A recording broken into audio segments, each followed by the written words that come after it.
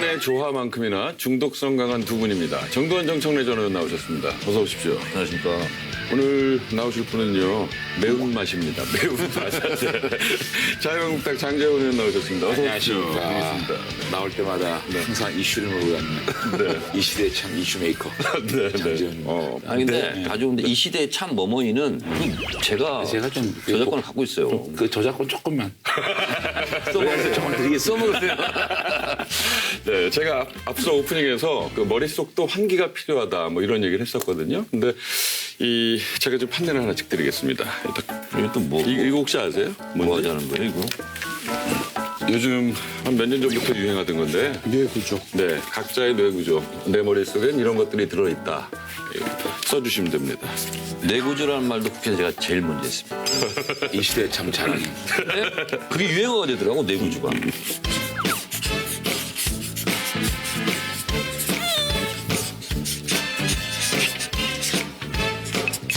다 쓰셨나요? 그렇게까지 고민할 일인가요, 이게? 자, 먼저 우리 장재원 의원부터 저희가 확인을 해보겠습니다. 예, 아무래도 제 머리의 가장 큰 구석은 지금 뭐 저희 지역구 부산 사상이겠죠. 네. 제가 이제 방송하고 앉아있을 때가 아닌데. 네. 아니, 제가 이제 사실은 좀 정개특위 관사 맡을 때는 네. 선거 제도라는 거는 이제 여야 간의 협상 정도를 하고 이렇게까지 패스트트랙을 태울 줄은 몰랐거든요. 그래서 지역구를 좀 많이 다니기에는 네. 정개특위 관사 너무 좋겠다고 맡았는데 이게 또 너무 이렇게 되니까 지금 사실 여기도 선거제도 문제 한쪽 있지 아, 않습니까? 그러네요. 그래서 네. 선거란 룰을 민주당과 야3당에서 이렇게 또 법안을 바꿔치기 해가지고 태우려고 하는 게 걱정이 되고요. 네. 그다음에 또 이 청문회 전국인데 네. 제가 법사위입니다. 네. 근데 우리 법무장관은 안 바뀌어요. 근데 우리 나경원 원내대표께서 네. 또 사부임을 해서 사부임을 했거든요. 모 위원회를 들어가라고 네. 저한테 좀 강요를 하고 있는데 박영선? 글쎄 이야 뻔하고만 머리가 역시 빨라요, 역시. 무섭네. 그래서 한 고민 중에 있습니다. 네, 네. 그리고 이제 요 점 하나에 네. 우리 노엘이 아, 네네네. 네. 아들. 아들. 네. 그러니까 최근에 우리 아들이 플렉스라는 또 노래를 좀 히트 괜찮죠? 네. 짭짤해졌어요? 잘해줬는데 엊그저께 갑자기 감기가 갑자기 독감이 와가지고 응급실에 갔어요. 근데 점이 좀 걱정이 된다. 알겠습니다. 아들 자랑까지. 그러니까 아들 홍보까지 또 이렇게. 네. 자, 우리 정청래 의원 것도 제가 보겠습니다. 제일 크게 차지하는 게 뭐예요? 자연인. 자연인. MBN 프로그램 네. 자연인에 한번 나가보고 싶은. 그게 이만큼 차지해요? 네. 오, 네. 그럼 다음 총선 포기해야 되는 거 아니야? 아니 그것 때문에 나가는 거예요. 한 번. 살아야 나오는 거 아니에요? 아니야 이게 일일 MC. 아, 일일 MC로. 일일 MC로. 괜찮네요, 그것도. 네. 아니 이게 있잖아요. 네. 저도 이제 나이 드신 어르신 분들한테 죄송하지만 네. 50이 넘어가고 중반이 되고 그러니까 굉장히 자연의 품이 그리워요. 그래서 네. 머릿속이 제일 많아요 제가. 그럼 은퇴하시면은 자연인이 돼서 농사를 지으시면 되겠네요. 아니 이제 저 네. 농사는 네. 내년 총선이 있잖아요. 네. 제가 지금 만 4년 농사 지었거든요. 그렇죠. 이제 새로 지으면 5년째인데 네. 지어야 되는지 말아야 되는지 좀 한 달 안에 결정해야 돼요. 네. 뭐 이거 아시다시피 유튜브는 열심히 유튜브는 왕성하게 활동하고 계시고. 네. 좀 잘 나가고 있어요. 네, 네. 이건 뭐예요? 전 방송. 방송은 모르는 전화가 오면 다 방송 출연 섭외 요청이에요. 그래서 사양하는 것도 좀 어렵고 네. 근데 하던 것도 좀 줄여야 되는데 그래서 방송 출연 횟수 이게 좀 골칫거리. 그럼 방송 관계자 여러분께 한 말씀 해주시죠. 연락하지 말라고. 출연 섭외를 자제해 주시기 바랍니다. 알겠습니다. 거절하는 것도 좀 많이 힘들어요. 알겠습니다. 자, 진짜 자랑스러워. 오늘 왜 이래요, 정말. 네. 정말요. 자, 또 방송이야, 또 방송. 방송에 식단까지 있어요. 네. 다 방송 출연 섭외 요청이에요. 그래서 사양하는 것도 좀 어렵고 네. 근데 하던 것도 좀 줄여야 되는데 그래서 방송 출연 횟수 이게 좀 예상 적중입니다. 네. 이 방송은 어떻게 생각하세요? 지금 8개를 하고 있는데 네네. 너무 많아요. 좀 줄여야 되는데 제가 또 마음이 약해서 이렇게 잘 못 줄이네요. 근데 지금 힘들어요. 한번 과부하예요, 하던 거 과부하. 그만두기도. 줄이시더라도 판도라는 줄이시면 안 됩니다. 판도란 메인이죠. 네네. 꼭 하셔야 돼요. 식당. 예. 네. 잘 되고 있죠? 아직까지 잘 되고 있는데 네. 근데 그게 꾸준하게 갈지 걱정이죠. 맛보니까 제가 아는 지인들이 많이 가거든요. 네. 근데 맛있다고. 네. 이따가 끝나고 남아요. 요거 의외인데요, 연기. 네. 네. 욕심을 좀 부려봐가지고 앞으로 이제 미래에 제가 또 연기인으로 한번 변신해 볼까 지금 생각 중인데. 아 진짜 정치 안 할 거예요. 여기까지. 아 진짜 정치 안 하실 거예요? 정치 못해요. 1년밖에 안 남았어요 총선. 이러고 지금 이제 편하게 살고 있는데 어떻게 또 골치 아프고. 아 근데 그 말씀을 좀 해주셔야 될 것 같아요. 아까 분장하실 때 두 분께서 서로 본인 당으로 끌어당기는 그런 느낌이 있었어요, 두 분이. 아니 근데 그거는 사실은 이제 정동영 선배님이 3선 하셨잖아요. 네, 근데 네. 우리 당의 4선이 되면 네, 네. 사실은 당의 지도자가 되는 거고요. 또 우리 당이 개혁적인 보수 세력들이 많이 지금 위축된 상황에서 네. 큰 하나의 교두보가 될 수 있는 분이기 때문에 저는 정치를 한다면 네. 지속 가능한 중도 개혁 그런 신당에서 하고 싶어요. 그러니까 양 정당에서는 이제 각자 알아서 하라고 그러고 중도를 지향하는 유권자들이 꽤 많거든요. 근데 그렇죠. 그걸 담아낼 그릇이 없어요. 그러니까 이제 그게 지속 가능하다면 그런 정당을 하나 만들어서 거기서 역할을 하고 싶다 이런 그 건. 땡기려다가 딸려가겠는데. 우리나라가 이 포괄 정당의 형태를 띠고 있잖아요, 미국처럼. 그러니까 보수 진영도 포괄 정당이고 네네. 진보도 포괄 정당이라 가지고 그 포괄 정당 안에 개혁적 보수, 합리적 진보 다 담고 있기 때문에 사실은 저도 한번 해봤잖아요. 나가서. 근데 참 중간지대라는 게 참 어려워요. 힘들더라고요. 정말 힘들고 그 큰 그릇 안에 다 담아서 그 그릇 안에서 이렇게 좀 주류 비주류 해가지고 당권을 주고받는 것이 오히려 실질적으로 하고 싶고자 하는 일을 아니, 안 간다잖아요. 하는 데 도움이 되지 않을까. 안 간다잖아. 지역구를 좀 내주면은 내가 가든지 아니면 비례대표를 주면 내가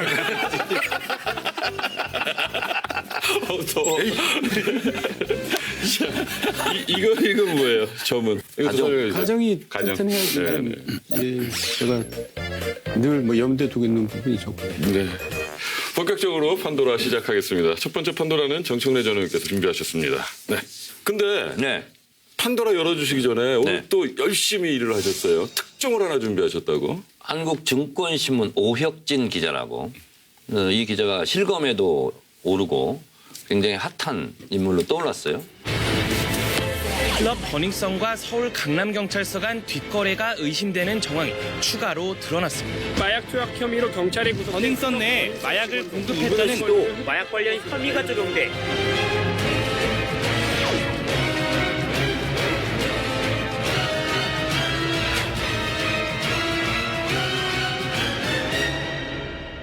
기자를 제가 취재했습니다. 오혁진 기자를. 오늘. 네네. 네네. 그 국정농산 사건 때 그 우리 장재원 의원도 잘 아시죠. 노승일 부장. 예. 노승일 부장하고 이제 친분을 좀 쌓았더라고요. 노승일 부장이 대한 청소년 체육회를 만들었고 그 취재를 하러 왔대요. 그러다가 이제 서로 이제 알게 되고 의지를 하게 되고 이제 이렇게 됐다고 그러더라고요. 근데 이제 이 오 기자가 버닝썬에 관련된 은밀한 취재를 좀 많이 했더라고요. 네. 그리고 이제 본인이 취재를 위해서 직접 클럽에 가서 이렇게 보고 왔다 갔다 하고 이러면서 이제 전반적인 클럽 문화 이런 것까지도 이제 캐치를 해서 네. 이게 진짜 문제가 있다. 이런 잠입 취재 비슷한 거죠. 그러네요. 그래서 네. 나이가 젊은 모양이죠. 나이는 근데 25살밖에 안 됐는데 그러니까 클럽에 들어가. 그렇죠, 그렇죠. 굉장히 이제 정의감이 있는 능력이 있네. 네. 그러네요. 네. 그래서 그 버닝썬 사건이 불거진 이제 폭행을 당한 김상규 씨라고 있지 않습니까? 이분을 인스타그램으로 연락을 해서 만났대요. 네. 그래서 이제 취재를 해가지고 그때 그냥 단순 폭행 사건 이 정도로 알려졌었는데 경찰과 유착 가능성 이런 걸 이제 오 기자가 막 쓰기 시작했어요. 이제 좀 두각을 나타내면서 기사를 쓰니까 갑자기 이제 사라진 적이 있어요. 네. 그래서 혹시 자살당한 거 아니냐. 네네네. 그 인터넷에 그런 얘기가 많이 나왔어요. SNS도 폐쇄를 시켰었죠. 그렇습니다. 네네. 근데 승리 빅뱅 네네. 이런 팬들한테 엄청나게 협박 문자 이런 걸 많이 받았나 봐요. 갑자기 주목을 받으니까 인스타그램도 막 좋아요도 많고 댓글도 많고 막 팔로우도 늘어나니까 본인이 이제 좀 부담스러워서 이제 비공개 폐쇄를 해버렸죠. 그러다 보니까 이제 그게 또 오히려 관심이 증폭되고 실검이 올라가고 이래서 자꾸 이제 그 신문사로 혹시 잘못된 거 아니냐, 죽은 거 아니냐 이렇게 자꾸 문의가 들어오니까 어쩔 수 없이 회사에서 또 그러면 너 그냥 공개를 다시 돌려라. 네. 다시 이제 공개로 돌렸다고. 아니 근데 연막만 피우지 말고 그 내용을 좀 가르쳐 주세요. 그 취재한 오혁진 기자를 취재했다면서요. 네네네. 이 오혁진 기자의 말에 의하면 취재차 이제 클럽 가고 그러면 마약 뭐 이런 것은 비일비재하다. 그래서 여기는 사정당국에서 더 조사를 해야 된다. 버닝썬 사건이 그러면 어디까지 갈 것 같냐. 그랬더니 조만간 본인이 기사를 쓰겠다. 그래서 재벌 3세, 2세, 뭐 4세 이렇게 관련된 기사도 자기가 준비를 했고 저한테는 이름을 다 얘기했어요. 오혁진 기자는 지금 3명은 자기가 이름을 갖고 이제 추적 중에 있더라고요. 그래서 그런 특종도 아마 하게 될 것 같아요. 그러니까 재벌 3, 4세 게 그 우리가 들으면 알만한 그 그렇습니다. 재벌이 맞습니까? 그렇습니다. 오. 근데 이제 오늘 대정부 질의 과정에서 민주당 오영훈 에이 그거는 소설이던데요. 그거를 우리 쪽 정치인들 잔뜩 써놓고 마치 연결된 것처럼 그렇게. 아니 근데 그거는 저 본회의장 아니면 할 수 없는 얘기예요. 아니 그러니까요. 최근 인터넷과 언론에 제기된 기사를 재구성한 관계도 화면입니다. 그리고 당시 법무부 장관의 관계를 볼 수가 있고요. 버닝썬에 보면 최초 폭행자가 서으로 나오게 됩니다. 서은 최순실의 조카로 알려져 있습니다. 그래서 시중에서는 김학의와 YG 버닝썬에 대한 내용을 통틀어서 최순실 게이트 시즌2다. 연예계 농단 사건이다. 이런 주장이 있습니다. 이런 관점에서도 수사를 적극적으로 해주시기를 부탁드리겠습니다. 김상규 씨가 동영상에 나오는 그 버닝썬 밖에서 폭행을 당했잖아요. 근데 그 안에서도 폭행을 당했다는 거 아니겠어요? 네네. 최초 폭행은 거기서 네네. 있었다. 근데 이제 오혁진 기자 주장은 2명으로 이제 용의자를 지목을 하는데 그 중에 한 명이 그 서모 씨일 수 있다. 오혁진 기자는 그렇게 얘기를 하더라고요. 근데 오영훈 의원은 이제 최순실 조카라고 이제 공개를 해버린 이런 상태. 뭐 그러면서 어떤 가수가 법무부의 무슨 홍보대사였다. 뭐 이런 것까지 쭉 다 이제 연결도를 그려가지고 쭉 얘기를 하는데 지금은 의혹 제기 수준인 것 같아요. 그게 최순실 쪽하고 연결이 되고 또 우리 당의 지도부하고도 연결된다는 식으로 이렇게 덮어를 걸어놨는데 내가 볼 때는 근데 이건 이제 더 취재를- 연책 특권 없으면 못할 얘기예요. 취재를 해봐야 되는데 서모 씨와 김모 씨 이렇게 이제 지목을 하고 있대요. 근데 그거는 아직 100% 이제 취재는 안 된 네네. 상태인데 이걸 추적하고 있다. 이런 건데 하태경 의원도 얘기를 했던데 클럽 아레나 있잖아요. 여기가 버닝썬보다 더 심각하다. 오혁진 기자는 이렇게 얘기를 하고 여기는 경찰 출동 200건인데 체포는 7건. 버닝썬도 비슷해요. 112건 뭐 제보가 들어갔는데 뭐 실제로 뭐 한 것은 뭐 7, 8건밖에 안 된다. 그래서 이제 이 오혁진 기자는 버닝썬도 문제지만 아레나도 더 큰 문제일 수 있다. 그래서 네네. 여기를 자기는 이제 취재를 한번 해보겠다. 아니 근데 지금 우리 정청래 의원님 말씀 정도면 괜찮은데 지금 돌아가는 모습들이 버닝썬 사건이 어쨌든 청와대 민정수석에서 근무하던 그 총경이 연예인들이라는 이런 유착을 해가지고 뭐 봐주고 하는 이런 건데 그거를 또다시 최순실 국정농단 사태와 연결을 시켜서 또 쿠션으로 또 자유한국당을 공격하려고 하는 그런 하나의 또 음모가 있지 않느냐. 오히려 이 정권이 사과를 해야 될 그런 사람을 민정수석에 썼다는 그 자체에 대해서 청와대에서는 좀 국민 앞에 좀 반성해야 될 문제를 이렇게 또 오늘 본회의장 가보니까 또 이렇게 몰아가는 거는 또 정치적 의무가 아닌가 생각도 좀 듭니다. 그러니까 이제 이게 이제 아직 이제 오 기자도 네. 본인이 이제 취재를 더 하는 과정이니까. 네, 네. 근데 이제 이게 이제 오 기자가 쓴 거예요. 그래서 이제 김무성 의원 사회 관련도 이제 이 사람이 쓰고 이제 그리고 증권가 찌라시에서는 최순실 씨 얘기는 계속 나오고 있대요. 근데 이제 기자가 그것만 가지고 기사는 쓸 수가 그렇죠, 없잖아요. 그렇죠. 그래서 이제 네네. 본인이 그건 취재를 하는데 어쨌든 오늘 촬영하는 날 본회의장에서 이제 그 실명이 이제 오영훈 의원에서 이제 공개가 돼서 기사는 지금 많이 이제 되어 있어서 네. 아마 오혁진 기자뿐만 아니라 다른 기자들도 이제 많이 취재를 이제 들어갈 것 같아요. 아니, 그러니까 이제 끼리끼리 모이게 되잖아요. 네. 그러니까 우리 정치도 정치하는 사람들은 정치하는 사람끼리 많이 모이잖아요. 그런 것처럼 재벌 2세, 3세, 4세들끼리 네네. 이렇게 모이거든요. 그러니까 이제 그런 돈도 많고 그러니까 이제 클럽 같은 데 많이 가겠죠. 네. 근데 그거하고 국정농단 세력하고 무슨 상관이 있는지 모르겠어요. 그러니까 이제 이게 이제 최순실 국정농단 같은 경우도 작은 단서 하나가 이제 일파만파로 번졌잖아요. 그래서 네. 혹시 이것도 그거 아닌가 하고 이제 호사가들은 많이 관심을 가질 거 아니에요. 네. 그래서 아직은 속단하기 어렵다. 네. 세 분께 한번 공통 질문 드려볼게요. 이 뒤에 배우가 있는 건 확실하죠. 버닝썬 뒤에는 당연히. 있겠죠. 유착 관계가 있겠죠. 지금보다 더 큰 사람이 있을까요? 있다면 밝혀질까요? 총경 수준에서 네. 저는 청와대 근무했고 네. 또 지금 경찰청장의 뭐 측근이라고도 알려져 있고 네. 또 민정비서관의 뭐 오른팔이라고도 알려져 있는 사람이기 때문에 네. 이 사람 정도면 그 정도 힘을 쓸 수 있다고 보는데 어휘는 없을 거다. 그거는 반드시 규명해야 될 부분이 있다. 이 단톡방에서 경찰청장이라는 얘기를 하잖아요. 네. 근데 과연 총경 정도를 가지고 경찰청장이라고 했겠느냐. 라는 데 대한 의문이 많이 가더라고요. 그런 거예요. 그렇기 네네. 때문에 윤총경 위에 윗선이 분명히 있다. 이 사람은 하나의 그냥 이 연예인, 새로 어떻게 보면 연예인, 뭐 죄송합니다만. 네네네. 연예인들이 신흥 어떻게 보면 또 권력기관, 연예 권력기관이라고 그러지 않습니까? 네네. 그러니까 이런 쪽하고 또 윗선하고 연결됐기 때문에 이 정도 거대한 범죄가 사실 다 들어가 있지 않습니까? 보죠. 뭐 연예인, 경찰, 마약, 성매매, 재벌, 술집, 민정수석실, 유착, 섹스비디오.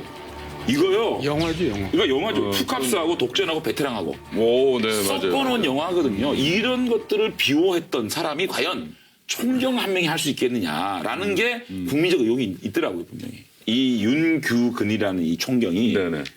노무현 시대 때부터 올라갑니다. 네. 노무현 정권에서 문재인 민정수석 밑에 백원우 지금 전 비서관이 행정관 할 때 같이 행정관을 했어요. 네. 그러고 경남경찰서에 생활안전과장으로 나와 있다가 문재인 정권 들어서자마자 다시 조국 수석실에 백원우 비서관과 함께 차출이 되거든요. 네네네. 그러다가 이제 영전을 해갑니다. 경찰청 본청에. 인사 담당관이라는 거는 민감용 청장은 경무관 이상의 인사를 하고 이 사람이 경무관 이하 인사를 다 하거든요. 그리고 올해 초라든지 작년도에 편파 인사라는 얘기들이 경찰서에서 많이 나왔거든요. 이 윤총경이라는 사람은 정치 경찰이에요. 전형적인 경찰이에요. 이분이 민정수석실에 있을 때 네. 자신의 부인이 말레이시아의 치안 영사로 갑니다. 치안 영사라는 거는 사실은 이 경정으로서는 아주 꿀보직입니다. 이 3년 동안 지금 말레이시아에 가게 되는 이런 막강한 권력이 있었거든요. 그리고 아까 말씀하신 백원우 비서관의 신복이었다. 백원우 비서관이 지시한 일을 하고 있는지를 확인하는 역할을 했다 그러거든요. 그렇기 때문에 청와대의 어느 선까지 연결이 돼 있냐는 경찰이 아마 이번에 밝혀야 될 겁니다. 그러니까 어느 정권에서 이 문제가 터졌다라는 네. 것도 중요하지만 실제로 정권과 무관하게 검찰의 비호를 받는다거나 경찰의 비호를 받는다 이런 사회 일반적 부조리 이런 부분이 있을 수 있는 거죠. 네네. 그래서 이 문제를 먼저 한번 보고 네. 혹시 정치권 고위 핵심 실세가 관여했다거나 아니면 비호를 했다거나 그런 부분은 또 나오면 나오는 대로 밝혀져야 될 문제다. 근데 제가 이 사건을 보면서 가장 느끼는 거는 제가 이제 검경 수사권 조정 관련돼 가지고 사개특위 간사를 하면서 이 문제를 저희들이 계속 고민을 했는데 과연 1차 수사권을 완전히 경찰한테 줄 수 있는 경찰의 상황이 되느냐 이런 것에 대한 좀 고민을 반대로 얘기할 하게 수도 되는 있어요. 반대로 하게 되는 상황입니다. 그러면 이런 검찰에게 모든 수사권, 기소권, 영장 청구권을 다 줄 수 있냐 그러니까요. 이런 문제가 나와요. 네. 그래서 제가 판도라를 준비했습니다. 네. 열어주시죠. 제2의 버닝썬, 김학의 사건, 장자연 사건을 막으려면 땡땡땡이 답이다. 아이고 쉽다. 저도 쉽네요, 이건. 네. 나만 몰라. 왜 그러세요? 맞춰보세요. 제2 버닝썬, 김학의, 장자연 사건을 그렇죠. 막으려면 공수처라고 하고 싶죠? 아니 동의는 맞춰봐요. 못 하겠는데. 동의는 못 하겠는데 공수처라고 생각하시면 공수처가 답이다. 네.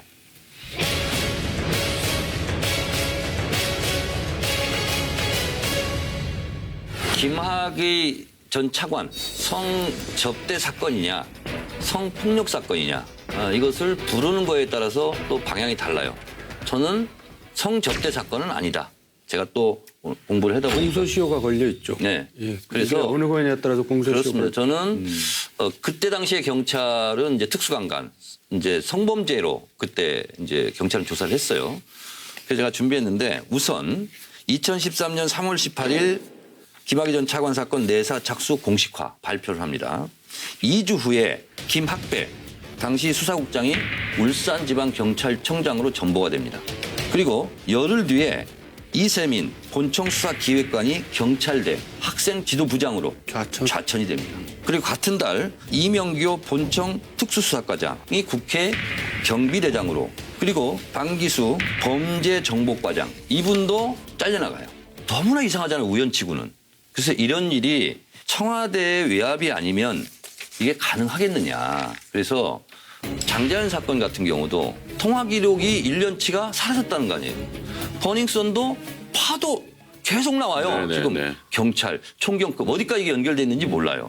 제가 김학의 사건 1차 검찰 조사를 제가 어느 신문에서 보도를 했더라고요. 근데 이걸 제가 왜 조사를 했냐면 경찰에서 피해자 진술을 받은 것과 검사가 피해자 진술을 받는 방향이 너무 충돌하고 있다는 거예요.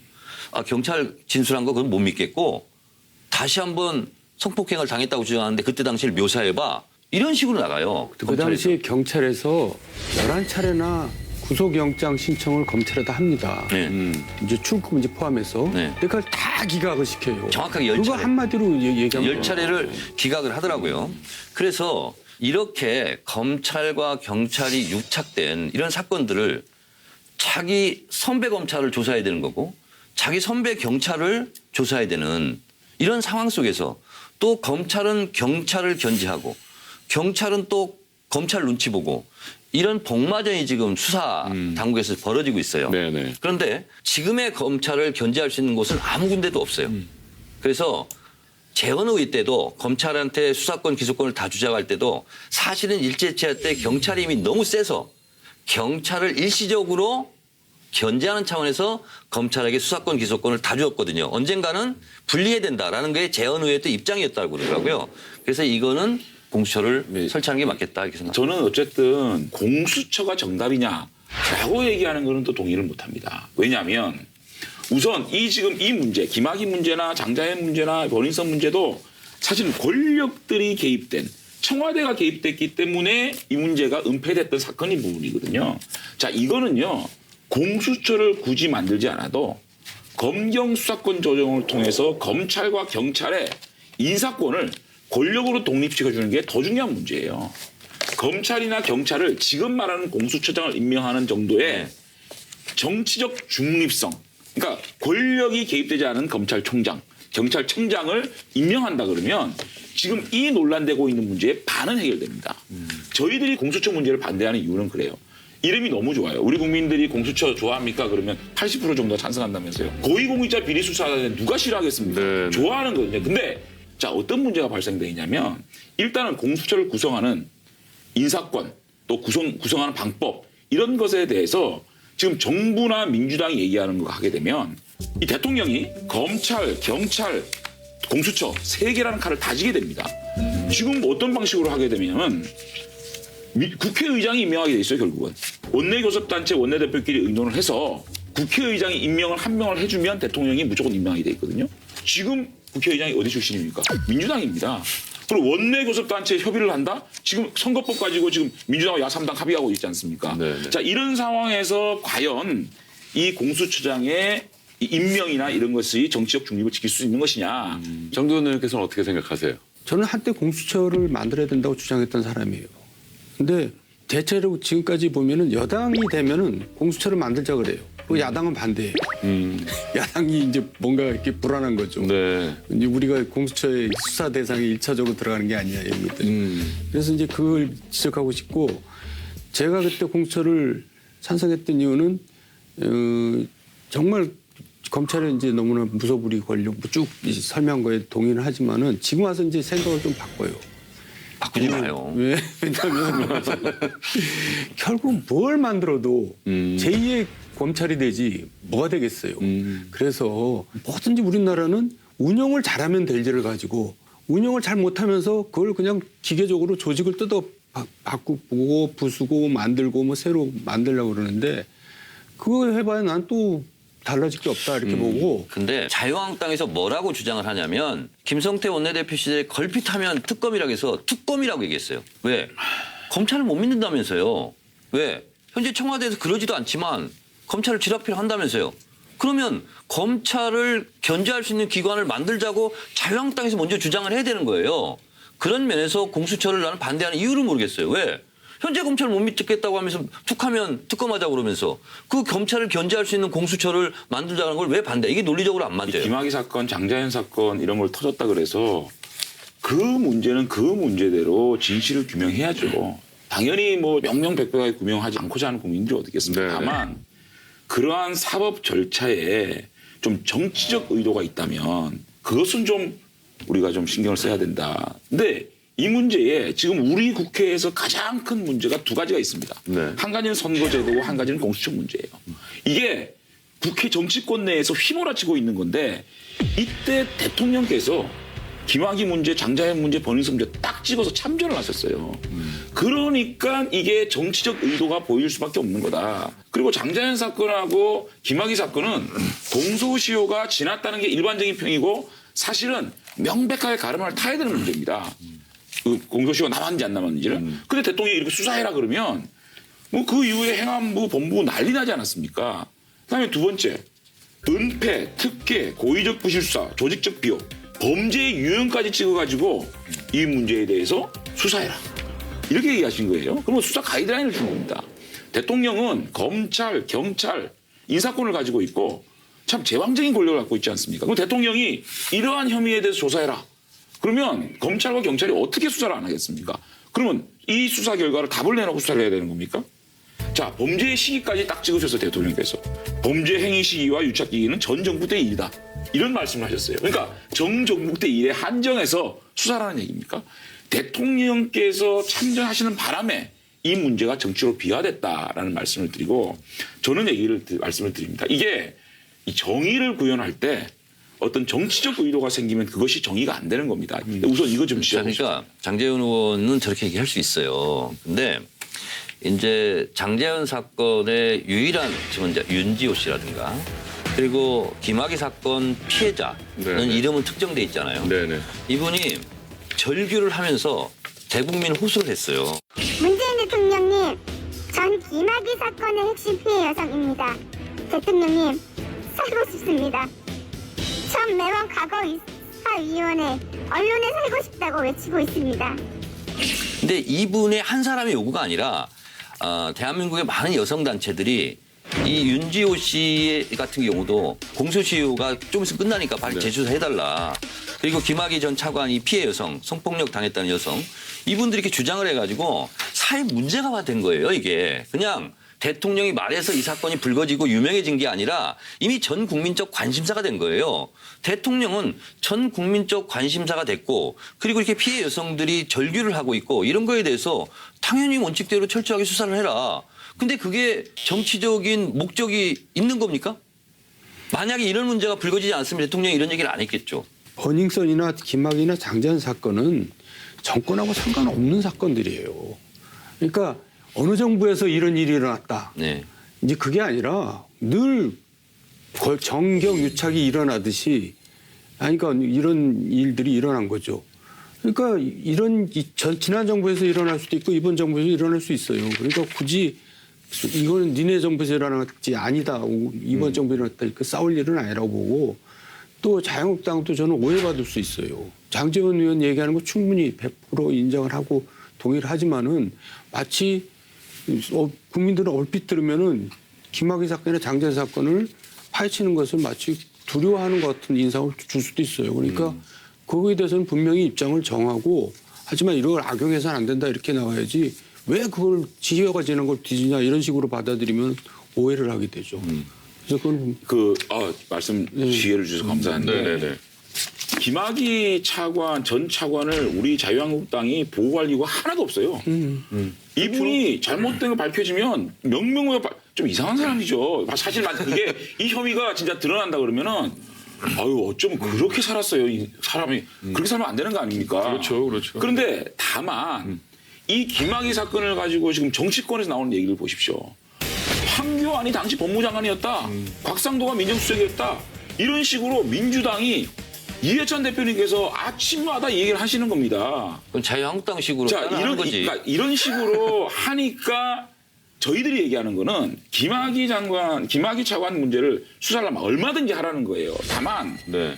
수사를 어떻게 할 것인가 가르마를 잘 타서 정말 이 문제에 대한 진실 규명을 하기 위해서 민주당이 더 이상 정치 공세하지 마라. 저희들 입담 물 테니까 이 문제는 그냥 사회 문제로 검찰과 경찰이 명백하게 밝히는 게 맞다. 네네. 저희가 그렇게 얘기를 하는 건데 이게 계속 민주당에서 그거를 정치 공세로 이용하고 또 그런 것들을 공수처를 만들어야 되는 명분으로 삼는 그런 전략들을 보이니까 저희들도 그 부분에 대해서 얘기를 하는 거죠. 그러니까 장재원 의원 있잖아요. 이게 접점이 있는 것 같아. 자, 1단계. 이것은 그냥 일반적인 사회 부조리 사건으로 보고 수사를 하는 거예요. 철저하게. 철저하게 당연히 하다가 그래요. 네네. 이건 정치권에서 개입을 했네 아니면 은폐했네 이런 게 나올 수도 있잖아요. 네. 그때 가면 그때 갔는데 또 조사를 하면 되는 거예요. 맞아요. 그런데 정치권이라는 게 자제를 하자고 해서 잘 안 돼요. 아까 제가 얘기했듯이 김학의 사건이 터지자 경찰청 수사라인이 다 갈리거나 이것은 청와대 지시 없이는 불가능하지 않느냐 이런 합리적 의심은 가능한 거지. 장자연 사건도 제가 다 조사를 해봤어요. 여기 보니까 장자연 씨 핸드폰을 안 가져가요 경찰이. 그리고 다이어리도 안 가져가요. 통화 내역도 조사를 안 해요. 그러니까 이런 것은 이것이 권력하고 개입이 없다라고 치더라도 이건 경찰이 뭔가 연관이 있고 이건 냄새가 너무 나는 거 아니에요. 그러니까 일단 우리 그때 정권과 권력하고는 관계없다고 일단 가정을 하자고요. 근데 경찰에서 이런 일이 있을 수가 있냐고요. 그리고 여기에 보면 거대 언론사 관계자들도 이름이 나오고 근데 윤지호 씨가 또 이게 국회의원 이름도 봤다라는 거 아니에요. 그래서 대검찰청 진상조사단에 가서 그 사람 이름을 다 얘기한 것 같아요. 어쨌든 여야를 떠나서 이건 사회 악이고 이것은 인권의 문제잖아요. 그래서 이거는 그냥 수사를 하자고. 대표들끼리 싸우니까 그냥 말할 기회가 없네요. 네. 근데 저는 그냥 가급적 제3자 입장에서 네. 또 시중에 보통 사람들이 하는 얘기처럼 하면요. 버닝썬 사건하고 김학의 장자연 사건에 대해서는 이렇게 보통 얘기하는 것 같아요. 버닝썬은 현 정부한테 불리한 사건이고 김학의 장자연 사건은 지난 정부에 불리한 사건이다. 보통 이렇게 얘기하는 것 같아요. 그래서 이제 그걸 정치적으로 서로 이용해봐야 서로 둘 다 다칠 거다. 먼저 이렇게 얘기한다는 걸. 저는 버닝썬이 우리 정부에 유리하든 불리하든 관계없이 네, 글쎄요. 혹시 연루자가 있으면 이건 일본밖에 해준다고 봐요. 저도 김학의 장자연 사건 우리 뭐 옛날 정권에서 문제가 있었지만 이건 확실히 이거는 우리 국민들 그런데 이제 제가 또 제 나름대로 입장에서 얘기하면은 근본적인 문제는 뭐냐면은 결국 경찰이나 검찰에 다 문제 있잖아요. 난영 난제인데 왜 문제가 생기냐면 권력이 손을 대니까 문제가 생기는 거고 권력의 눈치를 보니까 문제가 생기는 거지 권력과 거리를 두고 권력과 독립되면 저는 문제될 게 하나도 없다는 스스로가 알아서 견제하고. 자, 근데 그 말에 조금만 그게 한마디만 나는 경찰 개혁의 핵심이라고 생각해요. 인사권. 권력에서 손을 안 대는 거. 권력이 손 안 대고 권력이 눈치를 안 보면 이런 문제가 없다라면 얼마나 좋겠어요. 근데 검찰 스스로 자기들끼리 봐주는 게 있잖아요. 제 식구 감싸기, 뭐 벤치 검사다 뭐다. 이런 문제는 경찰에서 견제를 할 수가 없어요. 자, 그러면 일단 그거는 동의하시는 거죠. 권력으로 독립시켜야 된다. 검찰과 경찰을. 네, 지금 독립돼 그럼 있잖아요. 인사권 문제잖아요. 네. 검찰과 경찰 총수를 전부 다 대통령이 임명하잖아요. 그죠? 이거를 객관적으로 추천위원회를 만들어서 하자는 건 동의하세요? 아니 그래서 전 더 나가서요. 차라리 그냥 선출직으로 하자. 자, 그러면 좋습니다. 그게 아주 좋은 방법이고요. 그러네요. 그렇게 되면 검경개혁의 반은 다 된 겁니다. 그 다음에 말씀하시는 거는 끼리끼리 봐주는 거 얘기하는 거 아닙니까? 자, 그거는 결국은 이 정권에서 얘기하고 있는 검경수사권 조정 내용 아세요? 다 공부하셨어요? 네. 자, 검찰개혁에 대해서는 어떻게 생각하세요? 저는 이건 검찰개혁이 아니고 검찰이 피곤한 거를 덜어주고 검찰의 힘을 그대로 두고 있는 겁니다. 경찰은요. 민생 치안 쪽으로 가야 됩니다. 검찰은 기소만 하고요. 그리고 이 수사권을 가지고 있는 국가수사청을 가지고 이 경찰이 이 국가수사청이 검찰하고 견조해야 되는 그래서 견제와 균형을 맞춰서 힘의 균형을 통해서 서로 감시할 수 있지 경찰이 지금 현재 이 어마어마한 규모의 경찰이 수사권을 가진다? 이건 어마어마해지거든요. 그래서 저는 완전한 자치경찰제 그다음에 국가수사청 그리고 검찰의 수사권 포기 이렇게 해야만 아주 서로 견제와 균형을 갖추고 제대로 된 검경 수사권 조정이 되고 국민들을 위한 조정이 된다. 이게 저희 아니 자유한국당에서 그래서 내세요. 아니 지금 오늘 지금 그 구체적으로 인사권 독립 문제라든지 그다음에 수사권 기소권 분리 문제라든지 이거 1차안을 냈고요. 구체적으로 담을 거는 차차 발표를 하기로 했습니다. 모든 국회에서 사개특위가 있었어요. 그래서 제 기억에는 18대 국회에서도 사개특위가 있어가지고 그 당시 여야가 거의 합의를 했어요. 네. 중수부 폐지하고 공수처 설치하는 걸로. 그런데 이제 그런 어느 정도 합의가 돼가지고 그 당시 주성영 의원이 이제 간사였는데 발표도 하고 그랬는데 이제 거기에 대해서 최종적으로 이제 입법 과정에 들어가니까 이제 로비가 들어오기 시작했어요. 검찰에서 특히 얼마나 로비를 심하게 그러겠죠. 했겠어요. 협박도 하고. 그러더니 의원들이 태도가 조금씩 달라지기 시작하는 거예요. 특히 여당에서. 당시 홍준표 최고위원이 그거에 대해서 적극 지지하고 찬성했는데 검찰에서 이제 들락달락거리더니 갑자기 홍준표 최고위원도 입장을 바꿔버리더라고요. 나는 뭐 모르겠다는 식으로. 그래서 최종적으로 남은 사람이 누구였냐면 여당에서 네. 저하고 주성영 간사하고 정태근 의원이 남았어요. 근데 알다시피 주성영 간사를 또 검찰에서 찍어버렸어요. 옛날에 불미스러운 일이 있었는데 그걸 언론에 흘려가지고 언론에 나게 만들어가지고 결국은 출마도 못하게 만들어버리더라고요. 아니 근데 사실은 제가 오늘도 판도라에서 네네. 제가 얘기하는 건 검찰도 수사권을 빼라. 그럼 검찰 힘 확 깨는 거 아닙니까? 경찰을 자치경찰에서 해라. 경찰 힘 빼는 거 아닙니까? 그리고 아주 양쪽을 다 제대로 경제할 수 있는 국가수청 만들어라. 이게요. 제가 이런 말 하기 사실 겁나요. 가장 검경의 인기 없는 얘기를 한 거거든요. 그러니까 사실 이런 제가 이런 안을 얘기한다는 자체가 정치인은 힘든 거예요. 경찰은 표가 있고요. 검찰은 무소불위의 권력이 있거든요. 그렇기 때문에 사실 이런 안을 맞다라고 얘기하는 거는 교과서적인 얘기를 하는 거지 제가 또 하겠다는 건 아닙니다. 제 얘기를 마저 이제 솔직히 그런 겁니다. 결국 정태근 의원은 이제 다른 문제로 부인이 결국 굉장히 검찰로부터 이제 다니는 회사, 그러니까 괴로움을 당해가지고 그 회사 사장이 영장을 2번이나 받았고 이제 그럴 정도로 이제 힘들었고 저는 결국 검찰에서 찍어서도 결국 감옥에 갔잖아요. 그러니까 이게 보통 무시무시한 게 아니에요. 아니 그러니까 사실 이제 이런 거는 야당이 주장하고 할 수가 없는 거예요. 그러니까 대통령이 정말 교과서적인 야당도 수용할 수 있는 검경의 힘을 빼고 또 객관적 서로 견제와 균형을 맞출 수 있는 그러한 안을 대통령이 딱 만들어서 제안을 해서 야당을 설득하는 게 따라갈 게 맞지 야당 몇 명 국회의원들이 사개특위 간사가 그래서 사개특위 간사 제가 그만뒀잖아요. 근데 저는 차제 이제 이 얘기 꼭 하고 싶은데 이제 과거에 잘못된 일을 조사를 하잖아요. 조사를 해서 다시 재수사를 해서 진짜 범인을 잡는단 말이에요. 저는 거기서 끝나서는 안 될 것 같아요. 그때 수사를 잘못한 검사, 수사관 또 잘못 처리한 판사가 있다면 판사에 대해서 처벌이나 징계를 해야 된다고 생각해요. 옳소. 근데 그건 한 적이 없어요. 정동원을 국회로. 옳소. 국회의원이 되면 이러면 할 수 있을까요?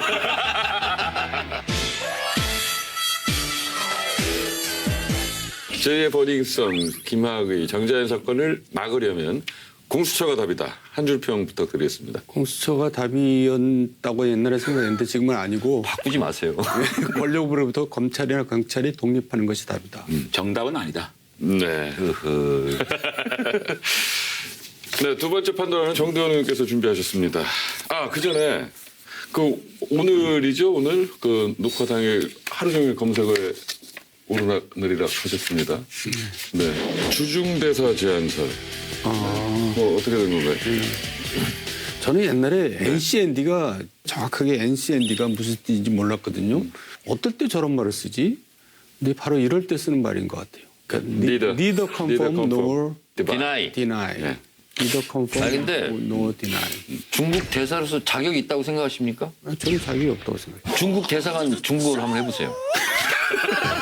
또 장하성 제자한테 물어보세요. 종구어 따수관. 이 사람 이름 아니 바로. 근데 NCND라는 거는 사실은 인정한 거 아니에요? 그건 뭐 해석하기 나름. 아니 해석하는 게 아니라 인정한 듣는 거죠. 사람 그거는. 입장에서는 그렇죠. 듣는 사람 입장이 아니고 인정한 거예요. 인정한 그거는. 거죠. 네. 그러니까 그러든 말든. 정치권에서는 NCND라고 쓰고 말 못함. 그러나 인정. 그러네요. 이렇게 해석을 보통 하죠. 네. 아니 근데 왜 안 받으셨어요? NCND인데 자꾸 물어보지 마세요. 아니 어떻게 NCND인데.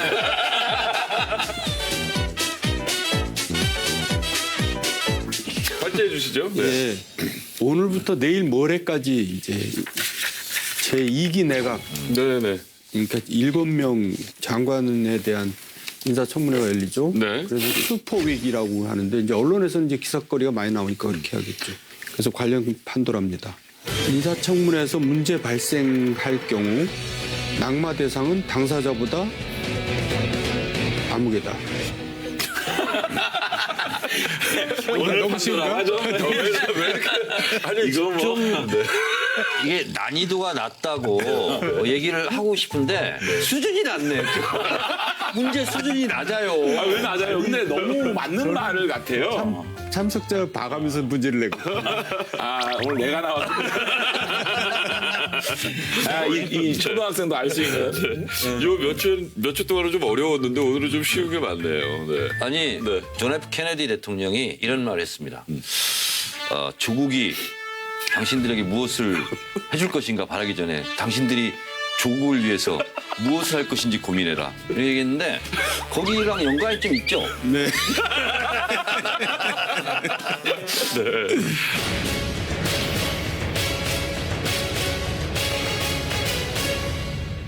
왜 조국인지는 이제 아실 테지만 제가 이제 부연 설명 좀 하면은 네네. 그동안 이 정부 들어서 인사 검증이 이제 문제가 많았어요. 그래서 국회에서 이제 청문 보고서를 채택해가지고 거기서 이제 대통령 임명을 하잖아요. 그런데 국회 청문회 보고서 없이 임명을 강행한 관료들이 한 10명 돼요. 그리고 또 이제 잊어버렸지만은 인사검증 실패로 중도 사퇴한 사람도 한 10명 돼요. 그러니까 이게 숫자만 해도 박근혜 정부랑 비교하면 박근혜 정부 전체에 해당하는 숫자라는 거 아니에요. 2년밖에 안 됐는데, 2년도 안 됐는데. 그러니까 인사검증에 이제 문제가 있다는 거죠. 그런데다가 최근에 이제 김태우 주무관, 특별감찰관 비위 의혹 같은 게 이제 불거졌는데 제가 이제 수석이라면 이렇게 했어요. 내가 데리고 있던 직원이 이제 말썽을 일으킨 거예요. 그럼 대통령한테 엄청난 누를 끼친 거란 말이에요. 그러면 내가 부끄러워서라도 그만두겠다고 그럴 것 같아요. 근데 대통령은 웬일인지 붙들고 있어요. 마치 자기의 자존심인 것처럼. 그리고 최근에 또 이제 그 윤모 총경 아까도 얘기 나왔지만 민정 조국 수석 밑에서 있던 사람 아니에요. 이 사람이 또 문제가 됐다. 그러니까 하여간 그 밑에 사람 관리가 잘 안 돼요. 인사검증도 잘 안 되고. 근데 개인적으로는 뭐 열심히 하는 게 뭐 페이스북 열심히 하고 뭐 가끔 장관이 발표해야 될 거 발표하고 이제 뭐 이런 식으로 해서 여러 가지 문제가 많다고 이제 지적을 받죠. 그래서 이번에 인사검 청문회에서 문제가 발생하면은 그래서 이제 청문 보고서 채택 없이 임명을 강행한다거나 낙마한다거나 이런 사태가 생기면은 조국 수석은 책임져야 된다 이렇게 생각하는 거죠. 조금 첨부를 드리면 네. 이번에 7명의 장관 후보자들이 그나마 좀 통과시키기 위해서는 조국 수석이 사과하고 사퇴해야 된다. 이미 이 청문회에 관계없이 사퇴해야 될 죄가 차고 넘칩니다. 아까 말씀하셨듯이 형법 몇 조예요? 죄가 많다며. 제가 조목조목 말씀드릴게요. 방금 말씀하셨듯이 가장 자신이 기본적으로 해야 될 인사검증, 무능죄. 그다음에 형법 몇 조예요 그거? 도의적 정치적 책임을 얘기하는 겁니다. 두 번째, 아까 또 말씀하셨지만 비서관인지 총리인지 대통령인지 정치에 과다하게 개입한 죄. 무슨 말이냐면 자 내각 무시하고 개헌안 발표한 죄. 법무부 패싱하고 검경수사권 조정안 발표한 죄. 또 심지어 공수처 관련돼서 뭐라는 줄 압니까? 공수처가 통과되지 않는 이유는 촛불혁명 전에 국회가 구성돼서인 것이다. 이 대의민주주의의 부정죄. 그거 맞는 말이죠. 자, 그다음에 민정수석실에서 지금 기강회의가 장난이 아닙니다. 윤청영 문제부장이 김태우 민정수석실에 기강 자체 해입되는 것만 해도 민정수석은 책임지고 사퇴해야 됩니다. 그다음에 최소한의 부끄러움도 모르는 죄. 이런 김태우 사건 터지고 난 다음에 더불어민주당 국회의원 나와서 뭐라 했는 줄 압니까? 의원님들 여러 일이 생겨서 번거스러우시겠습니다. 아니 자기가 번거스럽지 의원들 보고 번잡하시겠습니다. 이렇게 얘기를 합니다. 유체이탈 합법하는 거죠. 자, 또 마지막으로 청와대에는 사찰 DNA가 없다. 사찰 DNA가 있다는 게 밝혀지고 있지 않습니까? 아니면 후천성이든지. 그러니까 이렇게 종합적으로 오죽하면 민주당의 조홍천 의원이 물러가라. 대통령으로서 물러가라 이렇게 됐습니다. 조국 수석이 이쯤 되면요. 대통령을 위해서 물러가는 게 맞다. 그래서 정두현 의원의 판도라는 정말 폐부를 찌르는 얘기였다. 팩 괜찮아요? 팩 괜찮아? 참 유치한데 자, 재밌다. 제가 그러면 저쪽에 패부를 찔러볼게요. 아, 그러셔야죠 당연히. 네. 조국 민정수석인 민정수석 자체가 원래 야당의 타겟팅입니다. 그러니까 저희 때도 박근혜 이명박 정권 때 민정수석을 뭐 솔직히 공격 많이 했어요. 근데 자유한국당이 민정수석을 때리면 때릴수록 정두원식 화법을 한다면 더 인사 조치를 못하죠. 그렇잖아요. 공격하는데 문재인 대통령이 할 일 있겠습니까? 근데 그걸 알면서도 자유한국당이 이렇게 하는 거다. 이렇게 생각하는데 자유한국당은 조국 민정수석을 때리면 문재인 대통령이 멍이 든다. 이렇게 생각하는 거예요. 그래서 사실은 문재인 대통령을 대신해서 조국 민정수석을 가열차게 지금 때리고 있다. 폐가 좀 아프죠? 폐부를 찌르니까? 전혀 하나도 안 아파요. 그런 게 있고 또 하나는 뭐냐면 물론 인사검증 책임은 민정수석이 있는 건 맞아요. 맞는데 조국 민정수석을 흔들기 위해서 별 문제가 없는데도 청문 보고 채택 안 한다 뭐 한다 하는 야당의 책임은 없냐는 거예요. 지금 인사청문회를 하기 전부터 정동원 의원은 심지어 조국 물러가야 된다라고 지금 판도라에서 주장하는 거 아니에요? 문제가 지금? 있다면. 있다면. 네, 네, 사실은 그걸 이제 주장하는 거예요. 조국 수석을 엄청 미워하더라고. 응? 이번에는 아마 여론이 안 좋을 거예요. 이번에 또 인사검증이 실패하면 잘 되면. 아니 이번 건도 이번 건이지만 자, 허위 혼인신고, 음주운전, 황우성 박사 논문 조작 연루, 비상작주지 투자 논란, 군대 내 동성애 오 논란, 분양권 다운계약 작성, 국회의원 시절 피감기관 외유성 출장. 아니 이런 것도 못 골라냅니까? 지금 낙마하신 분들 얘기 드리는 거예요. 그동안에? 예. 이거 예를 들어서 뭐 대통령께서 청문 보고서 채택 안 됐는데 그냥 임명한 거 빼고 이 낙마한 분들 얘기하는 거예요. 이 정도 못 골라냅니까? 아니 이거야말로 내를 안 부려. 이명박근혜 정권 더 했어요. 아 그러니까 정권 뺏겼죠. 그러니까 정권 뺏겼죠. 아니 적폐라면서요. 왜 따라하십니까? 욕하면서 배운다고. 이게 아침 드라마야 막장 드라마가 욕하면서 본다니까요. 자, 오늘 최정호 국토교통부 장관 후보자 인사청문회를 시작으로 이 본격적인 인사청문회 슈퍼위크가 시작됩니다. 세 분께서 보시기에 장관 후보자 7명 중에 청문회 통과가 어려워 보이는 분이 있을까요? 저는요. 네. 사실은 뭐 7명 중에 또 저랑 친한 분도 계시기 때문에 그렇죠, 그렇죠. 한 명 한 명 얘기하기는 좀 그렇지만 이번에 본회의장에서 대정부 질문하는데 난 이낙연 총리의 답변에 너무 놀랐어요. 우리 한 자유한국당 의원이 김현철 장관 후보자의 막말에 대해서 전목적으로 비판하니까 뭐라 그랬는 줄 알아요? 여러 사람 검토했는데 그중에 제일 낫대요. 비교 우위에서 국회에서 걸러달래요. 김현철 통일부 장관 후보자의 편향된 대북관과 막말식 언행이 있었다는 사실도 알고 계셨다고 했습니다. 네, 그 점은 청문회 과정에서 걸러지리라 바라고요. 청문회에서 걸르기 이전에 지청 과정에서 걸르셨을 수는 없었습니까? 복수의 후보자를 놓고 장단점을 비교해 봤습니다. 그래도 이분이 더 낫겠다는 판단을 했습니다. 아니 이게 뭡니까? 김현철 씨가 무슨 말을 했습니까? 아니 지금 이게 장난이 아니에요. 이게 대통령 보고 군복 입고 쇼나 하고 있다. 추미애 의원은 감염된 좀비다. 김종인 전 대표는 박근혜 전 대통령이 씹다버린 껌이다. 내가 이거 다 읽으면요 아마 삐삐삐삐 판도라에서 할 거예요. 이렇게 솔직히 팟캐스트나 정도 나와가지고 마구잡이로 얘기하던 이런 사람을 뭐라 그랬습니까? 여러 사람 검토했는데 그중에 비교 우위래요. 그러니까 문재인 정권의 인재풀이 어느 정도로 심각한지 그래서 왜 인재풀이 이게 심각할까 생각을 해보니까 네. 첫째 대통령의 대북 정책에 동의를 해야 돼요. 첫째. 그러니까 지금 문재인 정권의 대북 정책에 동의할 사람들이 인재풀을 넓게 할 수 있을까요? 아니, 반대하는 사람이 어떻게 지금 들어와요? 보십시오. 오늘 또 이 연락사무소 다 철수해버린 거예요. 이렇게 대통령께서 장밋빛 환상을 가지고 이 북핵 문제를 다루고 있는데 여기에 무조건 동의를 해야 되는 거예요.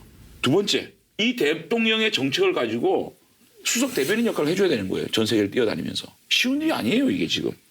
그러니까 뽑으려고 그러니까 사람이 없는 거예요. 김현철 아니면 문정희였을 거예요. 이낙연 총리 이 발언에 대해서는 정말 시사하는 바가 큰 얘기다. 말 다 했어요? 예? 네. 말 다 했죠? 네. 자, 이낙연 총리가 김현철 통일부 장관 후보자를 칭찬만 한 게 아니에요. 자연인 시절에 절도 있는 발언을 하지 못한 건 아쉽다 이렇게 얘기를 했고요. 근데 그중에서 제일 낫다 이제 이런 거고 장제원 의원과 저는 그 의견은 다른데 당연히 대통령의 국정철학 그것도 대북관 인식하고 같아야지 장관하는 거지. 이명박 박근혜 대통령하고 같은 생각하고 있는 사람은 장관은 어떻게 써요? 아니 그러니까 그런 게 하나 동의하는 있고. 사람이 많이 없다는 거죠. 자 그리고요. 제가 김현철 장관은 개인적으로 내가 좀 압니다. 그래서 어쨌든 학문과 현실 정치를 겸비한 사람이다. 그래서 박지원 의원도 극찬을 했어요. 아주 적임자다. 그랬고 이종석 장관 등 학자들 159명이 지지선을 냈어요. 통일부 장관을 내세웠을 때 이렇게 밖에서 지지세가 있는 거 드물고요. 또 개성공단 입주했던 분들도 강력 지지한다. 지금 같은 난관에 김현철 장관 같은 리더십이 필요하다라고 얘기를 한 거예요. 그럼 그 사람들이 다 문제가 있는 건가요? 그래서 자유한국당이 봤을 때 좀 못마땅한 언행을 한 것도 사실이죠. 근데 그 자체를 가지고 통일부 장관 자격이 없다. 이렇게 몰아가는 것도 굉장히 과도하다. 이렇게 생각해요. 김현철 청문회가 아무래도 이제 이 청문회의 하이라이트가 되지 그럴 것 않겠습니까? 같아요. 근데 좀 네. 걱정이 되는 게 우리 의원들이 네. 이게 19금으로 할 수밖에 없지 않겠느냐. 워낙 막말이 많아가지고 과연 이걸 의원님들 직접 입으로 얘기할 수 있을 정도인가라고 생각이 들고 그래서 이거는 조금 19금으로 삐삐를 많이 좀 넣어야 되지 않겠느냐 생각이 들고 네. 또 엊그저께 터졌어요. 차명으로 부동산을 가지고 있지 않느냐. 그래서 그런 것까지 이제는 본인이 막말하고 정말 시장 잡혀만 못한 얘기를 한 거 플러스 차명으로 부동산을 보유했다는 것이 사실로 증명되면 김현철 장관 후보자는 쉽지 않을 거라고 봅니다. 청문회에서 충분히 방어가 가능하다고 보고 그리고 차명재산 이 부분은 이제 본인이 잘 해명을 해야 그 되겠죠. 다음에 이제 그 이번 주에는 쫙 청문회가 벌어지지 않습니까? 네, 네. 맛배기를 좀 컨셉을 딱 제가 맛배기를 좀 보여드릴게요. 우리 후보자들 이거 잘 보시면 네. 컨셉이 될 겁니다. 자, 박영선 청문회. 박영선이 박영선을 청문한다. 박영선 의원이 국회의원 할 때 청문회 저격수로 유명하더라고요. 그렇죠. 네. 엄청난 독서를 해댔거든요. 아마 박영선 의원의 워딩을 그대로 박영선 의원한테 아마 질문을 할 겁니다. 특히 세금을 갑자기 또 누락된 거를 냈잖아요. 이때는 아마 이럴 겁니다. 실무적인 착오가 왜 이렇게 많습니까? 특히 돈과 관련해서 그리고 사과만 하면 그뿐입니까? 저희는 그렇게 죄송한 총리 후보자 원치 않습니다. 그 부분은 실무적인 착오로 솔직하게 시인하고 실무적인 싶습니다. 착오가 왜 이렇게 많습니까? 특히 그래서- 돈과 관련해서 저희는 그렇게 죄송한 총리 후보자 원하지 않습니다. 그리고 떴다방 총리 후보자도 원하지 않습니다. 그리고 또 이제 소비 관련돼 가지고 우리 곽대원 의원께서 이제 기자회견을 해가지고 박영선 의원이 한 달에 3,800만 원을 썼다라고 이제 얘기를 했는데 조윤선 의원한테 무슨 돈을 연간 5억씩이나 씁니까? 아, 예. 그렇게 막 따졌어요. 어디서 벌어서 그렇게 5억씩이나 씁니까? 그랬는데 본인은 한 달에 3,800만 원이면 거의 4억 쓰지 않았습니까? 그럼 그대로 박영선 장관 후보자는 무슨 돈을 4억을 씁니까? 이렇게 제가 볼 때는 박영선을 청문할 것이다. 근데 박영선 의원 얘기 나왔으니까 박영선 의원이 가지수는 제일 많아요. 제일 많아요. 예. 세금 지각 납부, 증여세 탈루 의혹, 아들 이등 국적 논란, 병역 기피했다는 거죠. 네네. 논문 표절, 또 연사학 생활비 해가지고 제가 뭐 메모한 거 보면 제일 가지수가 제일 많아요. 근데 그거 한 가지만 제가 말씀드리면 아들 문제는요. 사실은 이제 아들 문제를 국회의원들도 이제 건들기가 좀 껄끄러운데 제가 알고 있기는 이거예요. BBK 저격수를 했지 않습니까? 그래서 엄청 사찰을 받았대요. 그래서 아이를 대한민국에서 키울 수가 없었다는 거예요. 그래서 일본에 가서 이렇게 이제 키웠다고 이제 하는 건데 그 문제는 건들면 아마 박영선 의원이 아마 잘 해명을 할 거예요. 그 다음에 국토부 장관 후보자 아마 시청률이 가장 높지 않을까. 부동산 투기의 다양한 기술을 보여주시기 때문에 예. 부동산에 관심 있는 분들이 이 청문회의 시청을 굉장히 많이 하지 않겠느냐 네, 이렇게 생각이 듭니다. 절세 아버지. 네.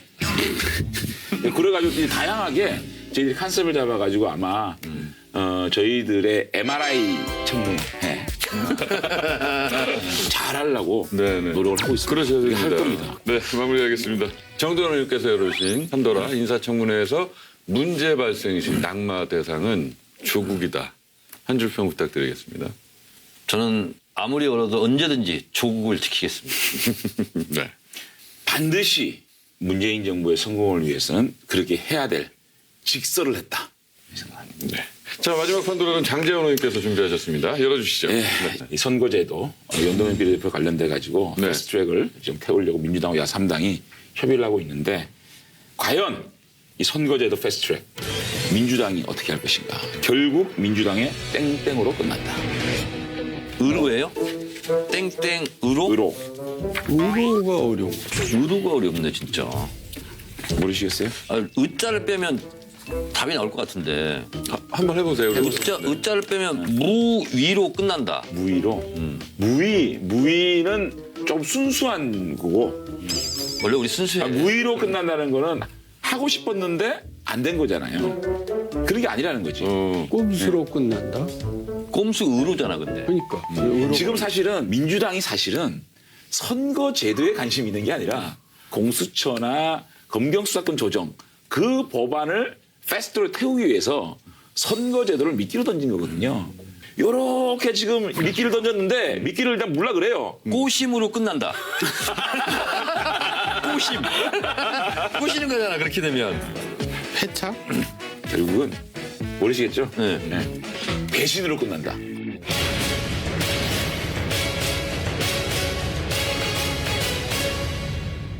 여야 사당 정계특위 간사들이 선거제 개편안 쟁점에 합의했습니다. 지역구하고 권역 비례대표 합치면 그 권역의 대표 의원 수는 지금보다 훨씬 더 많아지는 겁니다. 패스트트랙 태우겠다는 것은 여당 공수처법에 들러리 쓰겠다는 겁니다.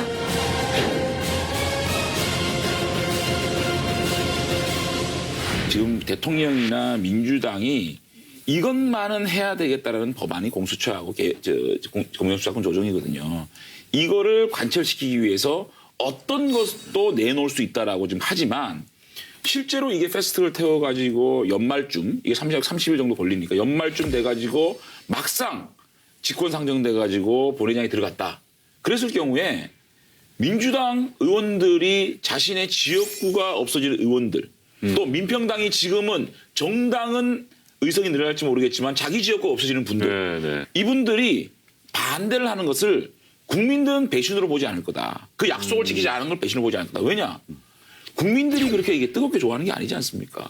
그리고 내가 뽑는 국회의원이냐 아니면 정당이 내려 뽑는 국회의원이 좋으냐라는 그 프레임에 갈 수가 있거든요. 그래서 제가 볼 때는 그런 이해관계 속에서 민주당 의원들 상당하고 수하고 민주평화당 또는 바른미래당 의원님들이 부표를 던져서 제가 볼 때는 이거는 결국은 민주당이 배신의 모습으로 제가 볼 때는 이거는 뭐 유야무야 될 가능성이 그러니까 마지막에 가더라도 제가 볼 때 패스트트랙 태워지기도 힘든 상황이지만 그러니까 저도 그럴 가능성이 있다고 봐요. 왜냐하면 국회의원들이 아무리 당론이지만 자기가 국회의원을 못하게 된다. 그런데 거기에 찬성표를 던진다. 그것은 여야를 떠나서 국회의원 속성상 저는 힘들지도 모르겠다. 이런 생각이 좀 일단 들고요. 그리고 장제원 의원이 얘기한 것을 반론을 제기하자면 공수처나 검경 수사권 분리 이 법이 중요하죠. 근데 그걸 위해서 선거법을 마치 무슨 엿바꿔 먹듯이 이렇게 꼼수를 써서 한다. 그건 아니고 셋 다 했으면 좋겠다. 예, 이런 정부 여당은 그런 생각을 가지고 있고요. 그래서 제가 준연동형 비례대표제가 지금 이제 실현 가능성이 좀 적다 이랬는데 제가 조금 설명을 해볼게요. 네, 이거 설명해 주셔야 될 것 같아요. 이 시대 참 연구인으로서 연구를 해봤어요. 네. 알기 쉽게. 제가 설명을 하겠습니다. A 정당이 있다고 쳐요. A 정당이 정당 득표율로는 20% 얻었어요. 그러면 300석에서 60석이잖아요. 그러면 지역구에서 40석을 얻었다고 쳐요. 그러면 100% 연동형 같은 경우는 비례대표 그냥 무조건 20석 뚝 떼서 60석을 만들어줘요. 이게 이제 100% 연동형인데 50%는 10석만 주는 거예요. 그러면 이제 50석이 되잖아요. 이렇게 해서 각 정당이 나눠 가져요 일단 75석을. 그러면 잔여 의석이 생겨요. 거기에 20석이 남았다. 75석 중에. 그러면 이 20석에 20% 4석을 더 주는 거예요. 2차로. 그러면 54석이 되는 거예요. 이렇게 해서 배분이 끝나요. 전체 의원 총수는. 근데 이제 권역별 비례대표라는 게 있어요. 6개 권역에서도 같은 걸 하는 거예요. 예를 들어서 서울 지역에서 이 A 정당이 지역구에서 8석을 얻고 정당 득표는 30% 얻었다. 그러면 12석을 가져가야 되잖아요. 근데 8석을 얻었잖아요. 4석을 다 주면 100%인데 2석만 주는 거예요.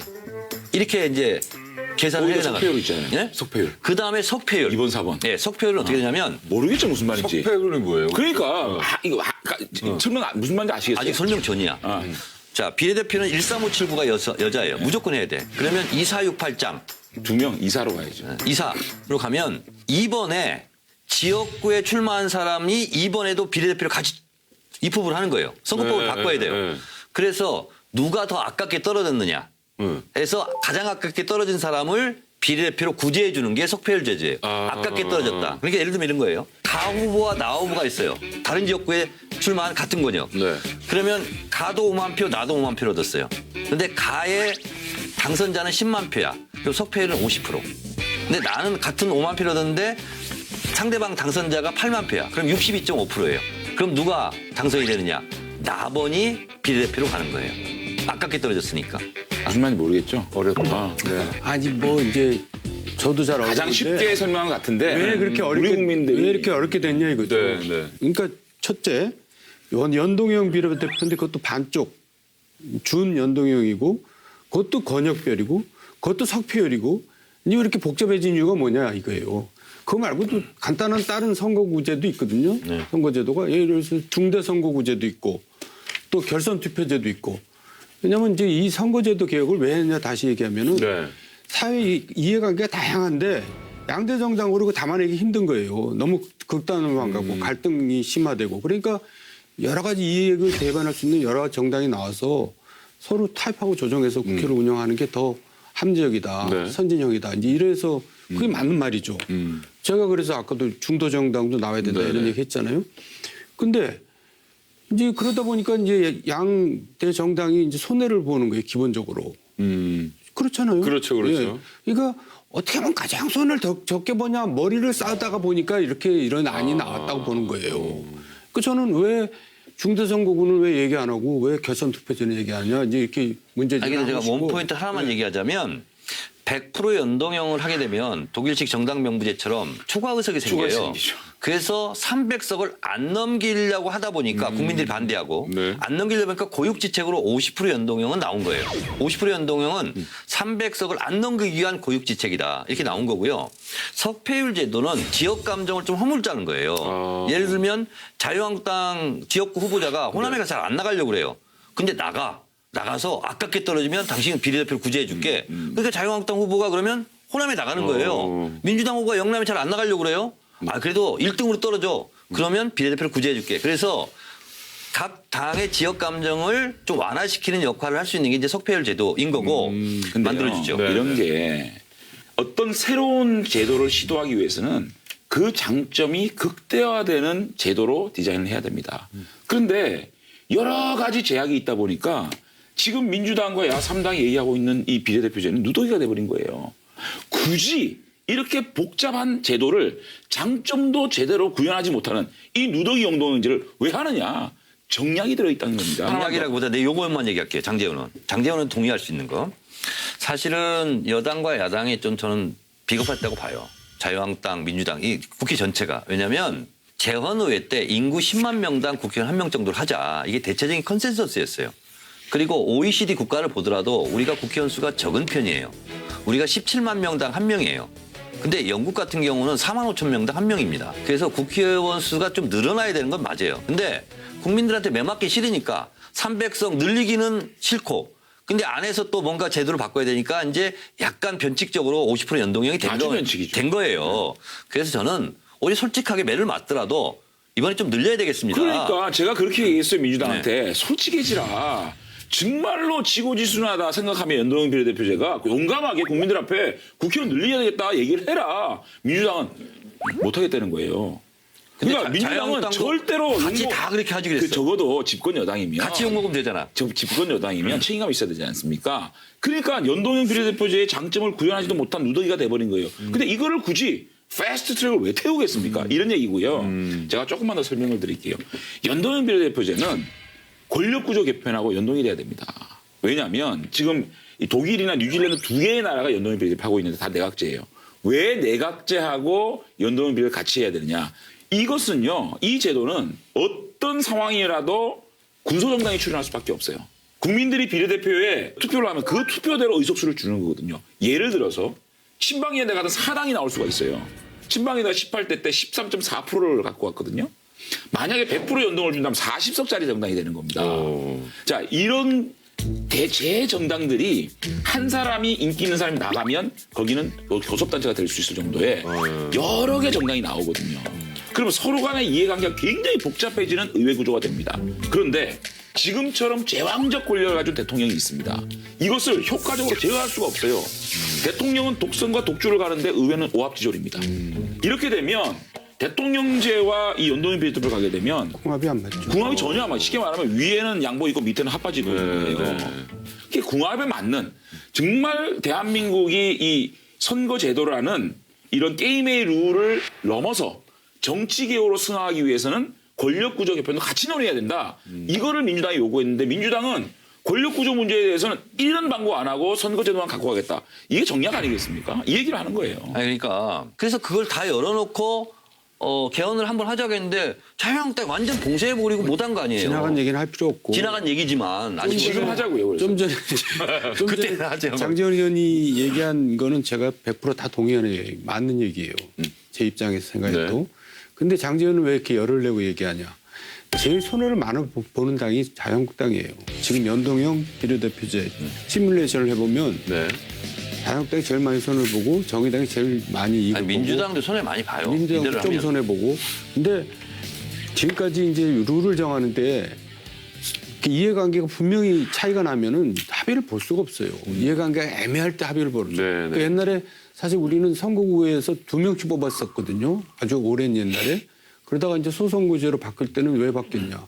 이해관계가 분명히 드러나면 그때 안 바뀌었을 거예요. 그때는 다들 계산해 보니까 자기네가 뭐 아삼리 비슷하게 뭐 갈 것 같거든. 그러니까 합의가 돼요.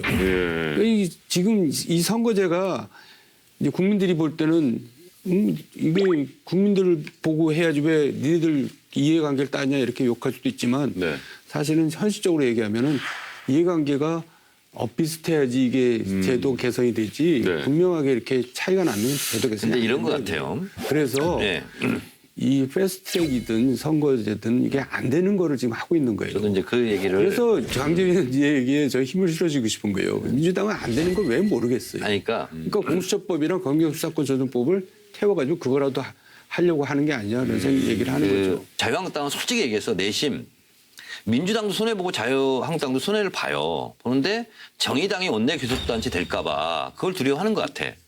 이걸 하면 제일 이익을 본다고 지금 얘기하고 있잖아요. 자유한국당에서. 이걸 안 하기 때문에 가장 손해를 보는 게 정의당이에요. 사실은. 지난 총선에서는 국민의당이고. 국민의당은 정당 득표율 때 62석이었다는 거 아니에요. 물론 자유한국당에서 게임의 룰인데 이렇게 정할 수 있느냐. 그 말도 맞죠. 지금까지 관례가 그랬으니까.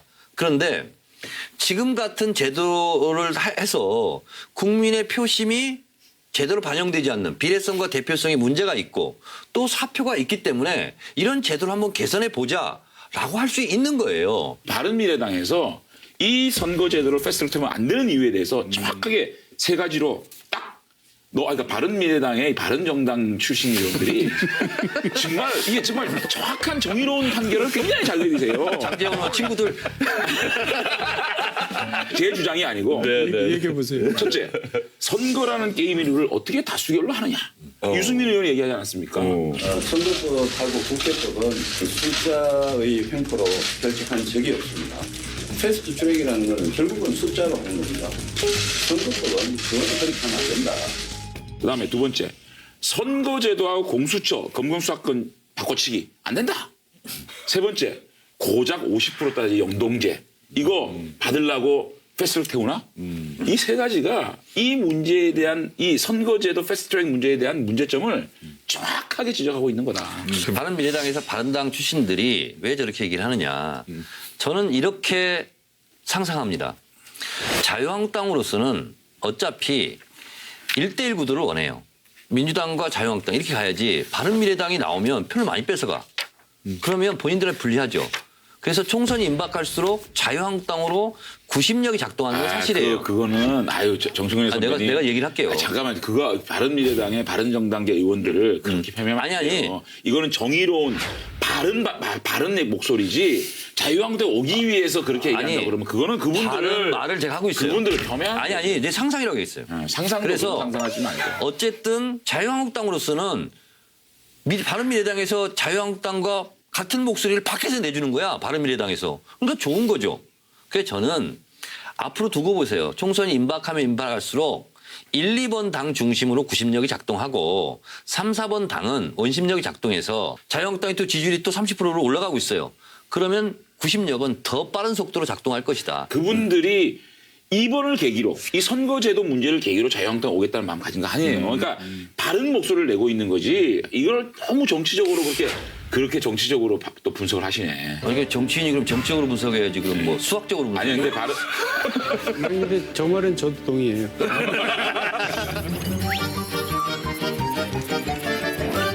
선거제 개편을 둘러싸고 각 정당과 정당 내부의 입장차가 큰 상황입니다. 그 얼마 전에 정의당 윤수아 원내대표의 비교섭단체 대표 연설 도중에 자유한국당 의원들이 퇴장하는 사태가 벌어졌습니다. 혹시 계신가 모르는데 나경원 원내대표님, 공정한 선거 제도가 만들어지면 정의당이 교섭단체가 돼서 반대한다고 하신 것이 정말 사실이냐 이 말이에요. 나경원 원내대표께서 타봤어요. 어떻게 보셨는지요?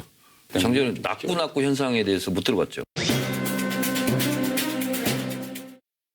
낙구 현상에 대해서 못 들어봤죠. 나경원이 나경원을 꾸짖는다.